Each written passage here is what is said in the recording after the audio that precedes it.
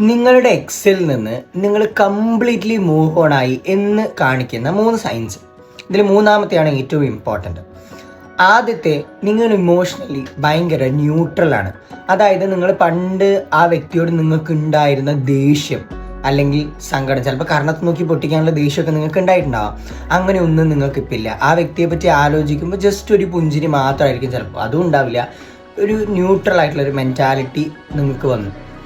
രണ്ടാമത്തെ കാര്യം എന്ന് പറയുന്നത്, ആ വ്യക്തിയുമായിട്ട് റീകണക്ട് ചെയ്യാനുള്ള ഒരു ഇൻട്രസ്റ്റും ഇപ്പം നിങ്ങൾക്കില്ല. പണ്ട് നിങ്ങൾക്ക് തോന്നിയിട്ടുണ്ടാവും അയാളിലേക്ക് തിരിച്ചു പോകണം, അല്ലെങ്കിൽ അയാൾ എന്ത് ചെയ്യുന്നു എന്ന് അറിയണമെന്നൊക്കെ ആഗ്രഹമുണ്ട്. അതുകൊണ്ട് തന്നെ ചിലപ്പോൾ ഇൻസ്റ്റഗ്രാമിൽ സ്റ്റോക്ക് ചെയ്യുന്നതോ അല്ലെങ്കിൽ നിങ്ങളുടെ ഫ്രണ്ട്സ് വഴി അയാളെ പറ്റി അറിയാൻ ശ്രമിക്കുന്നതോ തരത്തിലുള്ള കാര്യങ്ങളൊക്കെ ഒരു പക്ഷേ നിങ്ങൾ ചെയ്തിട്ടുണ്ടാവും.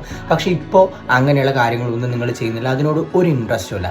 മൂന്നാമത്തെ സൈൻ എന്ന് പറയുന്നത്, ആ വ്യക്തി മെൻ്റലിയോ ഫിസിക്കലിയോ റൊമാൻറ്റിക്കലിയോ സെക്ഷലിയോ മറ്റാരെങ്കിലും ആയിട്ട് കണക്റ്റഡ് ആയാൽ അത് നിങ്ങൾക്ക് പ്രശ്നമില്ല. പലർക്കും ഈ ഒരു കാര്യത്തിൽ നിന്ന് വിട്ട് വരാൻ കഴിയാത്തതിൻ്റെ റീസൺ എന്താണെന്ന് വെച്ച് കഴിഞ്ഞാൽ, നിങ്ങളെ അയാൾക്ക് ഇപ്പോഴുള്ള കിട്ടിയിട്ടുള്ള പാർട്ട്ണറുമായിട്ട് നിങ്ങൾ കമ്പയർ ചെയ്യുന്നത് കൊണ്ടാണ്. ഇനി എന്നെ പോലെയാണല്ലോ അയാളിപ്പോൾ, ഞാനും അങ്ങനെയൊക്കെ ആയിരുന്നല്ലോ എന്ന് ഉള്ളൊരു തോട്ട് വരുന്നതുകൊണ്ടാണ്.